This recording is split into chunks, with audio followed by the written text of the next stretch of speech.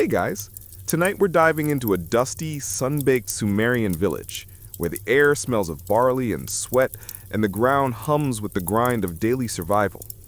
Picture yourself standing on a cracked dirt path, squinting against the Mesopotamian sun, watching people haul massive clay pots on their backs, their faces etched with exhaustion. It's 3500 BC, and moving anything heavy is a back-breaking ordeal. Honestly, you probably wouldn't survive a week of this grunt work. But something's about to change. Something that'll roll humanity forward, literally. So before you get comfortable, take a moment to like the video and subscribe, but only if you genuinely enjoy what I do here. Drop a comment with your location and local time. I'm curious where you're drifting off from tonight. Now, dim the lights, maybe turn on a fan for that soft background hum, and let's ease into tonight's journey together. You're standing in the heart of a Sumerian village, where the Tigris and Euphrates rivers hug the land like a cradle. The air is thick with dust kicked up by bare feet, and the scent of drying reeds clings to everything. Around you, villagers trudge under the weight of their burdens, sacks of grain, bundles of reeds, chunks of stone for the ziggurat going up on the hill. It's a bustling place, but every step feels like a battle against gravity. You notice a farmer, his shoulders bowed, dragging a sledge loaded with barley sheaves.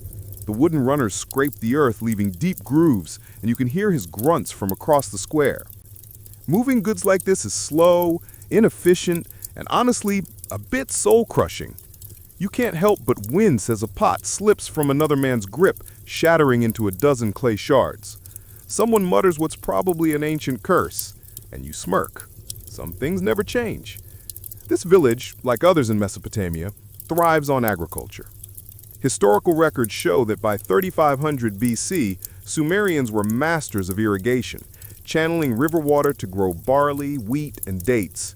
Their fields fed thousands, but getting that harvest to market, that's where the trouble lies. You see, sledges, flat wooden platforms, are the best they've got. They work okay on muddy riverbanks, but on dry, rocky ground, it's like dragging a couch across a gravel driveway. You can feel the villagers' frustration as they haul their loads inch by inch to trade or store. And trade is everything here. Without it, your surplus barley just rots, and you're stuck eating dates for every meal. Good luck with that. Now here's a quirky tidbit. Some Sumerians tried using donkeys to carry goods, but donkeys are stubborn and half the time they just sit down mid-journey. You can imagine the chaos. Picture a guy yelling at a donkey while his grain spills into the dirt. It's almost comical, except it's their livelihood. Historians still argue whether these early transport struggles pushed innovation or if it was just one clever person's light bulb moment. Either way, you're watching a world on the brink of something big. The problem is clear. Moving heavy stuff is a nightmare. You can feel the village's collective groan as another sledge gets stuck in a rut. But there's a guy across the square, a carpenter named Enki, who's been eyeing those sledges with a glint in his eye. He's got an idea, and you're about to follow him into a workshop that'll change everything. You trail Enki as he weaves through the crowd, his hands calloused from years of shaping wood. He's muttering to himself, probably about how sledges are the worst invention since someone thought crocodile dung made good sunscreen. You chuckle at the thought. Ancient remedies were wild. Enki's workshop is a cluttered mess of tools, chisels, adzes, and chunks of cedar scattered across the floor. The air smells like fresh sawdust, and you can hear the rhythmic tap of his mallet. He's been watching the villagers' struggles, and he's tired of seeing good barley go to waste because it's too hard to move. You lean closer as he sketches something in the dirt. A circle. It's crude, but you can tell it's not just a doodle. This guy's onto something, and you're right there with him, watching history teeter on the edge of a breakthrough. The sun's dipping low now, painting the sky in shades of amber. You're standing in a world where every task feels like pushing a boulder uphill. But Enki's got that spark, that restless itch to fix things. You can almost hear his brain whirring as he stares at that dirt circle. It's not a wheel yet, not even close, but it's the seed of an idea that'll roll across centuries. You're about to see what happens when one person's curiosity meets a village's desperation. For now, though, the day's winding down, and you're left with the hum of the village, the weight of their struggles, and the faint hope that Enki's got something up his sleeve. You're back in Enki's workshop, the air thick with the scent of cedar and the faint buzz of village life outside. The morning sun slants through the open doorway, catching motes of sawdust that dance like tiny stars. Enki's hunched over a slab of wood, his brow furrowed, hands moving with purpose. You can feel the weight of his focus, like he's wrestling with a puzzle only he can see. That dirt circle from yesterday? It's still there, scratched deeper now, and you're starting to get why he's obsessed. He's not just a carpenter, he's a problem solver, and the village's transport woes are his personal nemesis. You lean against a rickety stool, watching him chip away at a log, and you can't help but wonder, is this guy about to invent the wheel, or is he just carving a fancy dinner plate? Enki's been at it for days, maybe weeks. You see him testing different woods, cedar, oak, even some gnarly tamarisk from the riverbank. He's muttering about weight and balance, words you can barely catch over the scrape of his tools. Historical records tell us that around 3500 BC, Sumerians were already skilled woodworkers, crafting everything from boats to temple beams. But a wheel? That's a leap. Enki's not thinking about history books, though. He's thinking about that farmer yesterday, the one with the broken sledge, spilling barley everywhere. You can still hear the poor guy's frustrated shout, like he was personally offended by gravity. Enki wants to fix that, and you're rooting for him, even if his workshop looks like a tornado hit a lumberyard. Here's a quirky tidbit. Some Sumerians believe certain trees had spirits, and cutting them wrong could curse your work. Enki's probably whispering apologies to this log as he carves, just in case. You smirk. Imagine inventing the wheel but getting haunted by a cranky tree ghost. Historians still argue whether the first wheel came from a single genius like Enki, or if it was a group effort, ideas bouncing around the village like gossip. Either way, you're watching Enki shave down a thick disc, his hands steady, but his eyes wild with possibility. He's not there yet, but you can feel the momentum building, like the hum of a storm on the horizon. You follow him as he rolls the disc across the floor. It wobbles, tips, and falls with a thud. Enki curses. Well, as much as a Sumerian carpenter can curse without inventing new words. You chuckle. It's like watching your friend try to fix a busted bike tire with duct tape. He tries again, carving another disc, this one flatter, smoother. He's learning, experimenting, and you're right there, feeling the grind of trial and error. The disc needs to be round, but not just round, it needs to stay round under pressure. You glance at the pile of failed attempts in the corner, each one a little closer to the goal. Enki's not giving up, and you can't help but admire his stubborn streak. It's like he's daring the universe to keep him stuck. Now he's fiddling with something new, an axle. You see him whittle a sturdy rod, testing how it fits through a hole in the disc's center. The idea is simple, but genius. A wheel that spins on a fixed point. You can almost hear the gears in his head clicking, though gears won't exist for another few centuries. Sorry, Enki, no patent for those yet. He's muttering about carts, about how this could change everything. You picture that farmer yesterday, the one with the broken sledge, and imagine his face if Enki pulls this off. The village doesn't know it yet, but Enki's obsession is about to rewrite their world. The sun's climbing higher, and the workshop's getting stuffy. You wipe imaginary sweat from your brow. Mesopotamia's no joke in the heat. Enki's still at it, rolling his latest disc across the floor, this time with the axle attached. It's clumsy, but it moves smoother than before. You catch a glint of pride in his eye, like he knows he's close. Outside, the village hums along, oblivious to the revolution brewing in this dusty corner. You're tempted to shout, "Keep going, man!" But you stay quiet, letting Enki work his magic. He's not just carving wood, he's carving a path to the future, one splinter at a time. You're still in Enki's workshop, the air now heavy with the scent of sweat and fresh-cut wood, as the midday sun bakes the clay walls outside. Enki's got that wild look in his eyes, the kind you'd see in someone who hasn't slept but is too stubborn to quit. His latest wheel, rough but definitely round, sits propped against a wobbly cart frame, the axle wedged through its center. You can feel the anticipation, like the moment before a storm breaks. Enki's ready to test this thing, and you're right there, holding your breath, wondering if this chunk of wood will actually roll or just flop over like his earlier tries. Spoiler, it's not going to be perfect, but you're about to witness history's first wobbly victory lap. Enki calls over a couple of neighbors, burly guys who look like they've hauled one too many grain sacks. They're skeptical, eyeing the wheel like it's some weird sculpture. You can't blame them, it's not like anyone's seen a cart roll smoothly before. Enki piles a few sacks of barley onto the cart, the same kind you saw that farmer lose to a broken sledge. Historical records confirm that around 3500 BC, wheels in Mesopotamia were first used for carts, transforming how goods like barley moved from fields to markets. Enki's not thinking about history, though. He's just trying not to look like a fool in front of his buddies. You smirk as he gives the cart a tentative push. It lurches forward, the wheels spinning unevenly, but moving. The barley stays put. The neighbors gasp, and you're grinning like you just saw someone invent pizza. Here's a quirky tidbit. Early Sumerians sometimes smeared animal fat on axles to reduce friction, probably after noticing their sledges slid better on muddy ground. You imagine Enki sniffing a blob of goat grease, wondering if it'll help, and you chuckle. Ancient WD-40, anyone? Historians still argue whether the wheel's first use was for transport or something else, like a potter's tool. But right now, you're watching it haul barley, and it's a game changer. The cart creaks, wobbles, and nearly tips, but it rolls a good 10 feet before stopping. Enki's face lights up like he just won a Mesopotamian lottery. You can feel the village's pulse quicken as word spreads. People are poking their heads out of doorways, curious about the commotion. You follow Enki as he tinkers, adjusting the axle, sanding the wheel smoother. He's muttering about balance, about how the weight needs to sit just right. You're impressed by his grit. Most people would have given up after the first wobbly disaster. The cart's not fast, but it's already better than dragging a sledge. You picture that farmer from Section 1, the one cursing his broken sledge, and imagine him seeing this.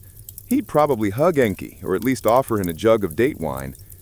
The wheel's not just moving barley, it's moving possibilities. You can almost hear the village's collective sigh of relief, like they're finally catching a break after years of backaches. Outside, the crowd's growing. Kids are running around mimicking the cart's roll with their hands, and you laugh. They're basically inventing the first wheelie. Enki's neighbors start asking questions. Can it carry stone, reeds, more barley? He's cautious, warning them it's not perfect yet, but you can tell he's dreaming big. The wheel's debut is messy, but it's real. You notice a woman nearby, her arms crossed, muttering about how this rolling thing won't last on rocky paths. She's got a point. Mesopotamia's terrain isn't exactly a highway. But Enki's not fazed. He's already sketching a sturdier cart in the dirt, his mind racing faster than his wheel can roll. The sun's dipping now, casting long shadows across the village square. You're standing there, watching Enki push the cart again, this time with more confidence. It rolls farther, steadier, and the barley sacks don't even wobble. The neighbors cheer, and you're tempted to join in. This isn't just a wheel, it's a spark, a glimpse of a world where work doesn't break you. Enki's not done, though. He's eyeing the wheel like it's his kid, proud but already planning improvements. You're left with the hum of the village, the creak of that first roll, and the feeling that something unstoppable just started. You're standing in the village square, the late afternoon sun painting everything in a warm golden haze. The air buzzes with chatter, and you can smell the faint sweetness of barley drying nearby. Enki's cart, with its wobbly but game-changing wheel, is the talk of the town. You watch villagers gather around it like it's some kind of ancient UFO, pointing and whispering as Enki demonstrates another roll. The cart creaks along, hauling a load of barley sacks that would have crushed a sledge or a spine just a week ago. You're catching the excitement, but there's something bigger brewing here. This wheel isn't just moving grain, it's rolling the village into a whole new era of trade, and you're about to see how. The square's alive with activity now. Merchants, their robes dusted with riverbank clay, are haggling over piles of goods, barley, flax, even chunks of lapis lazuli from far-off lands. You notice one trader, a wiry guy with a beard like a bird's nest, eyeing Enki's cart with a calculating glint. He's not thinking about barley. He's thinking about how many more pots he could haul to the next village. Historical records show that around 3500 BC, Mesopotamian trade networks were expanding, connecting Sumerian cities like Uruk and Ur through rivers and paths. The wheel made these routes faster, letting goods flow like the Tigris itself. You can almost hear the trader's brain crunching numbers. More goods, more profit, less donkey drama. Here's a quirky tidbit. Some traders used clay tokens to track their goods, like ancient post-it notes. Imagine losing a token and arguing over who owns a cartload of wheat. Yep, bureaucracy was born early. You chuckle at the thought of a Sumerian accountant panicking over a missing clay ball. Historians still argue whether the wheel spread was driven by merchants or farmers first, but you're watching it happen right here. That bearded trader's already roping Enki into a deal, offering him a cut of the profits if he builds more carts. Enki's hesitant. He's a carpenter, not a businessman, but you can see the wheels turning in his head, no pun intended. You follow the trader as he loads his own cart, a rickety copy of Enki's design, and sets off toward a neighboring village. The path's rough, all dirt and rocks, and you wince as the wheel jolts, but it holds. The trader's grinning like he just invented Wi-Fi. He's hauling twice the pottery he used to, and you can feel the ripple effect. This isn't just about one guy's profits. It's about villages swapping goods faster, sharing ideas, maybe even gossiping about that crocodile dung sunscreen from way back. You smirk, remembering Enki's workshop chaos. The wheel's connecting people, not just places, and you're walking alongside this trader, watching the world shrink with every roll. Back in the village, Enki's swamped. Neighbors are begging for their own carts, and you catch him sketching designs, muttering about stronger axles. The demand's overwhelming, but you can tell he's loving it. Nothing beats seeing your invention catch fire. The square's turning into a mini marketplace now, with carts rolling in from nearby settlements.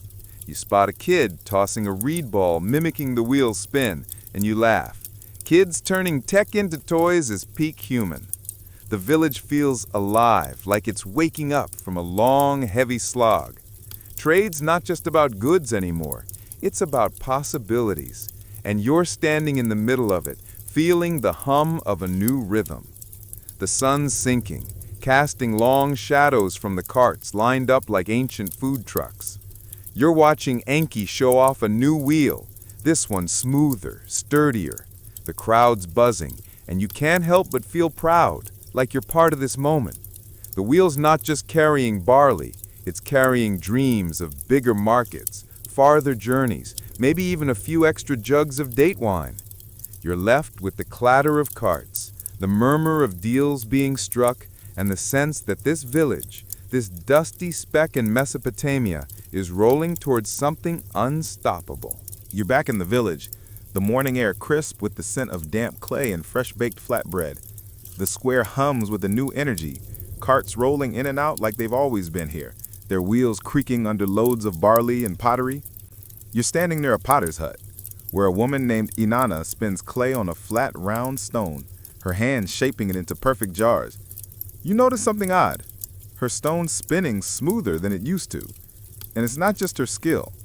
There's a small, crude wheel beneath it, spinning on an axle, just like Enki's cart design. You blink, realizing the wheel's not just for carts anymore, it's changing how people craft. And you're about to see how it's reshaping this village's world. Inanna's hands move like a dancer's, guiding the clay as it spins. The wheel that's her work faster. Her jar is coming out smoother, more uniform. You can't help but admire the rhythm. Spin, shape, repeat. Like she's hypnotizing the clay into submission.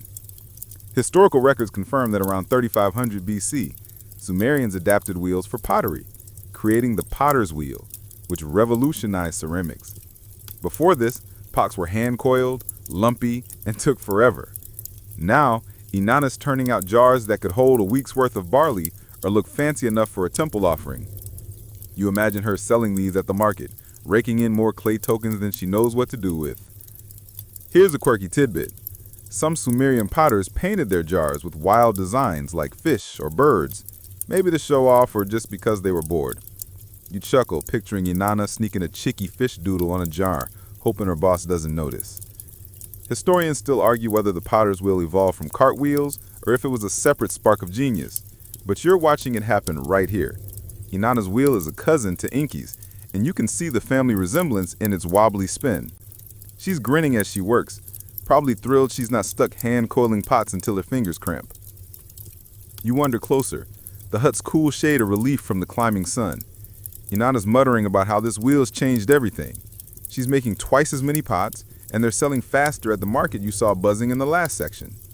You remember that bearded trader, the one with big dreams and a rickety cart? He's probably hauling Inanna's jars now, spreading her work to villages downriver. The wheel's not just moving goods, it's moving skills, letting people like Inanna specialize. You're starting to get it. This isn't just about carts or pots, it's about time. The wheel's giving people time to do more, to dream bigger, maybe even a nap under a palm tree without guilt. Outside, you spot Inky tinkering with another cart, this one with 2 wheels for extra stability. He's got that same wild look from his workshop days, like he's chasing the next big idea. You smirk, wondering if he knows his wheel is already spinning in places he didn't expect, like Inanna's hut. Kids are still playing nearby, rolling hoops made of reeds, and you laugh, they're basically inventing the first toy cars. The village feels like it's vibrating now, not just with trade, but with invention. You catch a glimpse of a weaver eyeing Inanna's wheel, muttering about spinning thread faster. It's like the wheel is whispering ideas to everyone, and you're right there watching the spark spread. The sun is high now, and the village is a symphony of clatter. Wheels rolling, clay spinning, voices haggling. You're standing in a moment where everything is clicking, where a simple disc of wood is rewriting how people live.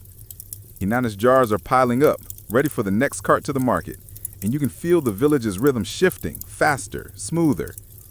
Inky is out there, probably dodging requests for more carts while dreaming up something new. You're left with the hum of spinning clay, the creak of rolling wheels, and the sense that this dusty village is spinning toward a future it can't yet see. You're standing at the edge of the village, where the dirt path stretches toward the horizon, shimmering under the late afternoon sun.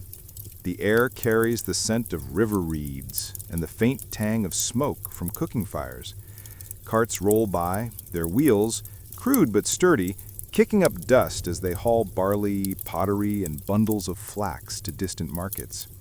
You can feel the village's pulse, stronger now, like it's grown a heartbeat since Anki's first wobbly wheel rolled out.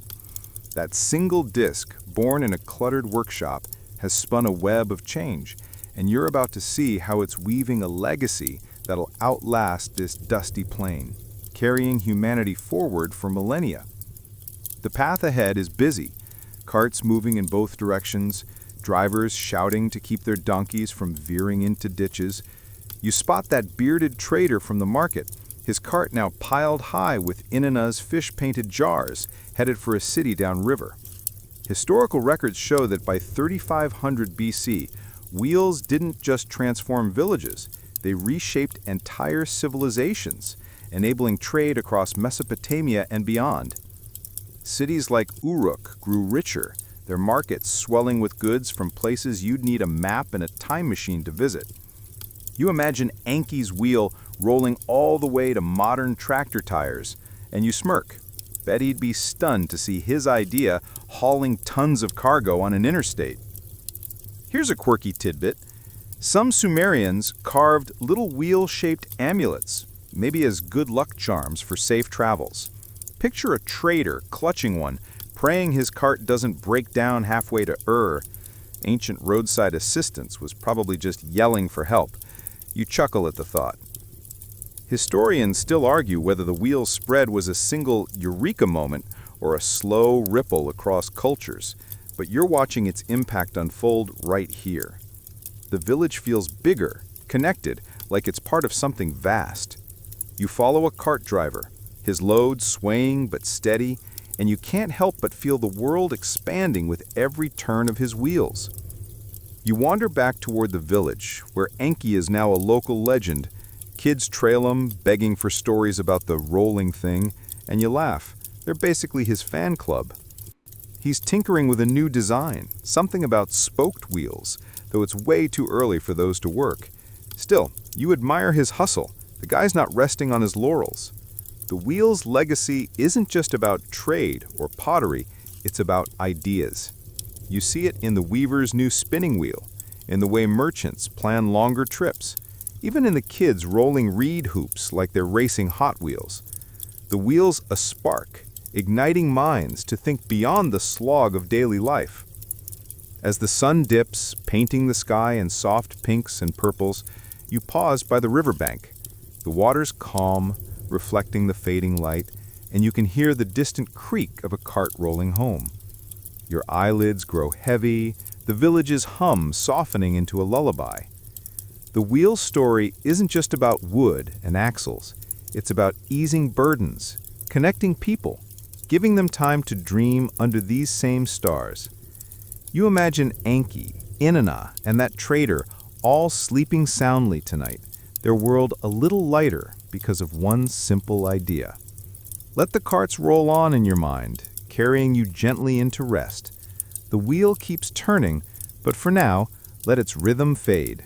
Let the dust settle and drift into the quiet of this ancient night.